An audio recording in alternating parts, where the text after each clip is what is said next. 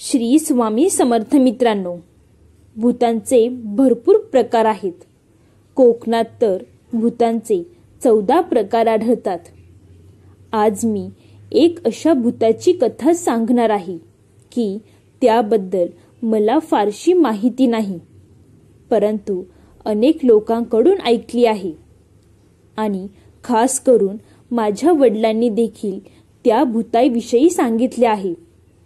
आणि उदाहरण म्हणून आमच्याच गावच्या माणसासोबत जे प्रत्यक्ष घडताना पाहिलंय त्यावरून तर असंच वाटतंय की गोष्ट बहुधा खरी असावी. तुम्ही सुद्धा कुणाकडून तरी ऐकलं असेल. त्या भूताला कुणी वायक भूत म्हणतात, तर कोणी चालगती पण म्हणतात. बाकी खरं खोटं काय ते देवच जाणे. माझं वैयक्तिक असं मत आहे की वश केलेलं भूत अर्थात ऐकीव माहितीच्या आधारावर मी ही कथा सांगत आहे. भिवा पुजारी नावाचा एक माणूस आहे. वाडवडिलांनी खूप काही प्रॉपर्टी आपल्या मुलांसाठी तयार करून ठेवली आहे, परंतु माणूस हा एक असा प्राणी आहे की ज्याच्याकडे कितीही विपुल धन जरी असले तरी त्याचे त्यामध्ये समाधान मात्र होत नाही. ज्याच्याकडे जास्त धन असतो तो अजून धन प्राप्त करण्याची अभिलाषा बाळगतो. अर्थात आशा बाळगणे हे काही वाईट नाही, परंतु दुसऱ्यांचं धन सुद्धा आपल्यालाच मिळावं ही अभिलाषा करणे फार वाईटच. आणि असं जेव्हा मनुष्य करू लागतो तेव्हा एक गोष्ट निश्चित होणार असते, आणि ती गोष्ट म्हणजे विनाशकालीन वितरित बुद्धी. भिवाला सारखे वाटत असते की आपल्याकडे खूप धन असायला हवे. मग ते कसे प्राप्त होणार, तर त्या निरनिराळ्या माणूस उपाय शोधू लागतो. कोणी गुप्त धन शोधू पाहतो, तर कोणी अन्य मार्गाने मिळवण्याचा प्रयत्न करतो. तसेच या भिवाला कोणीतरी सांगितले की वायक भूत हे सर्व प्राप्त करून देईल म्हणून. पण कसं, तर त्यासाठी कोणी तांत्रिक शोधायला पाहिजे. मग त्याला अशी माहिती मिळाली, एका गावात असा एक तांत्रिक आहे, तो अशी कामे करतो. मग काय, भिवा गेला त्याच्या घरी. त्याला आपण येण्याचे कारण सांगितले. त्यावर तो तांत्रिक म्हणाला, हे बघा, हा जो प्रकार आहे जेवढा फायदेशीर आहे तेवढा धोकादायक सुद्धा आहे. तेव्हा तुम्ही या फंद्यात पडू नका. भिवाने लगेच विचारले, का? त्यावर तो म्हणाला, मी तुमच्यासोबत त्या भूताला पाठवीन. तो येईल ही तुमच्यासोबत आणि तुमची भरभराटही करून देईल तो. परंतु तुम्ही जिवंत असेपर्यंत त्याला वापस इथे आणून सोडायला पाहिजे. त्यावर त्याने न समजून विचारले, ते का? त्यावर तांत्रिक म्हटला, तुमच्यानंतर त्याला तेथून कोणीच हटवू शकणार नाही. पण हटवायची गरज काय? माझ्यानंतर माझ्या मुलांचीही तो कामास येईल. त्यांचीही भरभराट करून देईल. अजून काय हवंय माणसाला?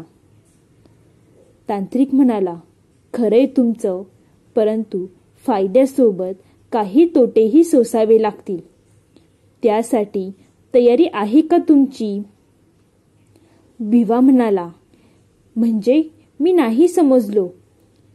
तुम्ही ह्यात जगात असेपर्यंत जर त्या भूताला त्याच्या जागी नेऊन सोडले नाही तर तो तुमच्या घरून तो कधीही जाणार नाही, परंतु त्याचबरोबर तुमच्या वंशाचे खंडन मात्र जरूर करेल. भिवा म्हणाला, ते का करेल तो? तुम्हाला जर कोणी एका खोलीत बंदिस्त करून ठेवले आणि तुमच्याकडून तुमच्या मनाविरुद्ध कोणतीही कामे करून घेतली तर तुम्हाला तरी आवडेल का? नाही ना. तसेच हे आहे. तुम्ही त्याला एका गुलामासारखे राबवत त्याचा वचपा नाही काढणार का? असे तांत्रिक म्हणाला. त्यावर भिवा म्हणाला, पण समजा मीच त्याला जेथून आणले तेथून पुन्हा नेऊन सोडलं तर काही प्रॉब्लेम नाही ना? त्यावर तांत्रिक म्हणाला, तर काहीच प्रॉब्लेम नाही. परंतु तुम्हाला ठाऊक आहे का तुम्ही किती वर्ष जगणार वगैरे असे म्हणतात. मात्र भिवा किंचित विचारात पडला. पण क्षणभरच लगेच त्याचे मन त्याला म्हणाले की माणूस कमीत कमी 60-70 वर्ष तर जगतोच. आणि आता माझं वयच किती आहे? फार तर फार 32-35 असेल. मग अजून 30-35 वर्ष आपण जगू शकतो. तोपर्यंत खूप धन जमा करता येईल आपल्याला. असा विचार करून तो म्हणाला, ठीक आहे, मी आणून सोडेन त्याला. किती मूर्ख माणूस असा हा. कोण किती वर्ष जगणार हे कोणाला तरी ठाऊक आहे का? म्हणतात ना, माणसाला हाव जास्त असते. त्यामुळे तो एक दिवस स्वतःचा विनाश करून घेतो. आता तांत्रिक काय सांगतोय ते पाहूया.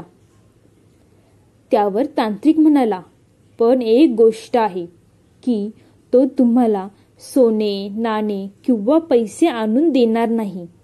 तसे त्याने लगेच विचारले, मग काय आणून देईल? त्यावर तांत्रिक म्हणाला, तुमचा व्यवसाय काय आहे? शेती, होय ना?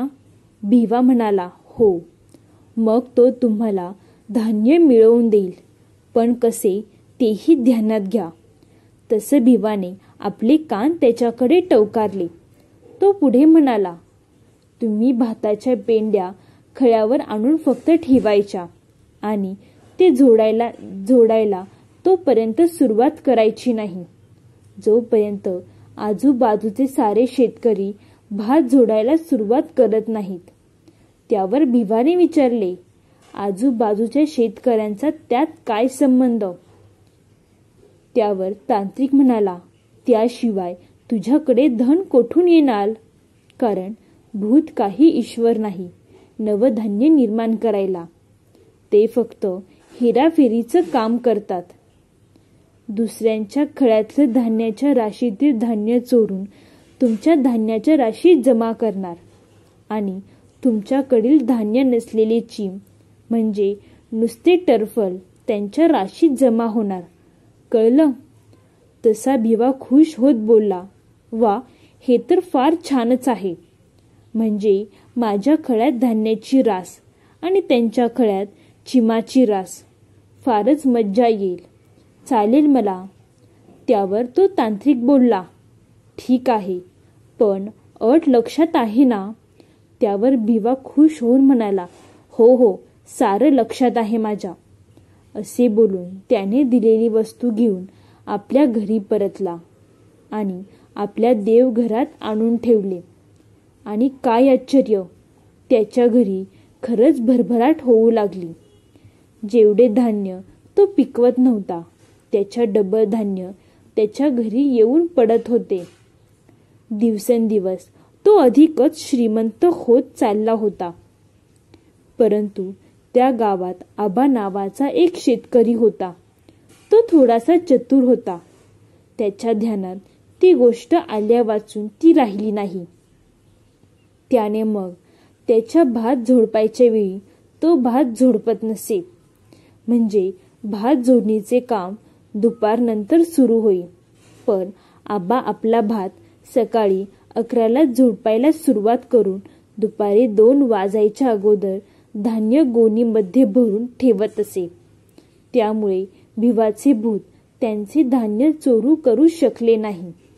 पण बाकीचे शेतकरी मात्र त्याला बळी पडत होते.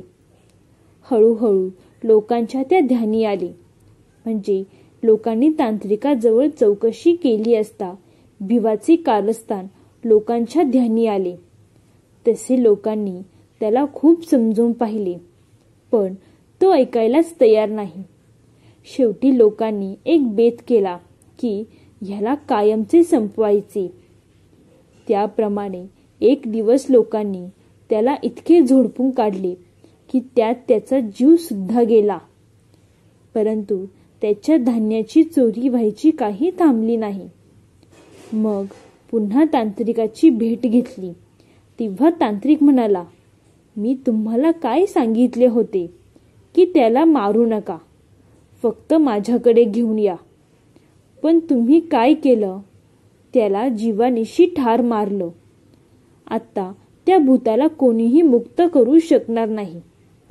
परंतु तुमचे नुकसान होणे बंद व्हायला एक उपाय आहे, आणि तो म्हणजे तो भात झोडायला येईल तेव्हा तुम्ही भात झोडू नका. एकतर त्याच्या अगोदर किंवा त्याच्यानंतर हा एकच मार्ग आहे. आता तुमच्याजवळ लोकांनी खूप प्रयत्न केला की त्याच्यासोबत भात झोडायला जायचे नाही.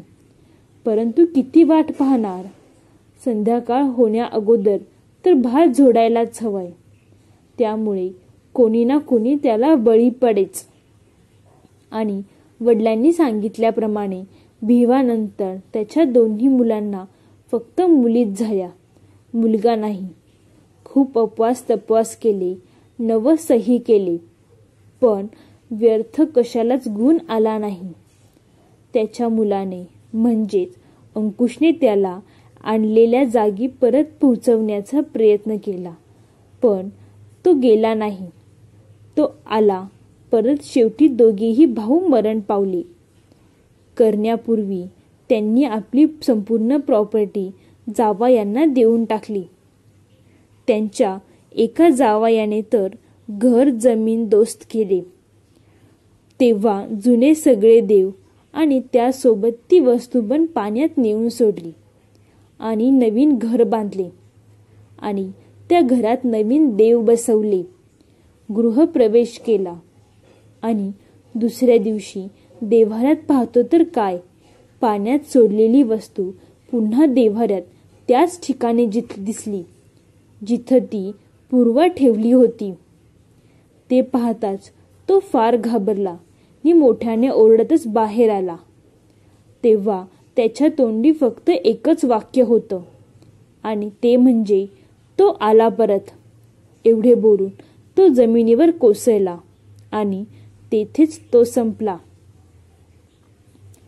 तर मित्रांनो, तुम्हाला ही कथा कशी वाटली हे कमेंटमध्ये नक्की सांगा. तुम्हाला जर ही कथा आवडली असेल तर व्हिडिओला एक लाईक नक्की करा. व्हिडिओला लाईक करून चॅनेलला सबस्क्राईब करायला विसरू नका, जेणेकरून आमच्या नवनवीन व्हिडिओ तुमच्यापर्यंत नक्की पोहोचतील. संपूर्ण व्हिडिओ पाहिल्याबद्दल धन्यवाद मित्रांनो. बोला श्री स्वामी समर्थ.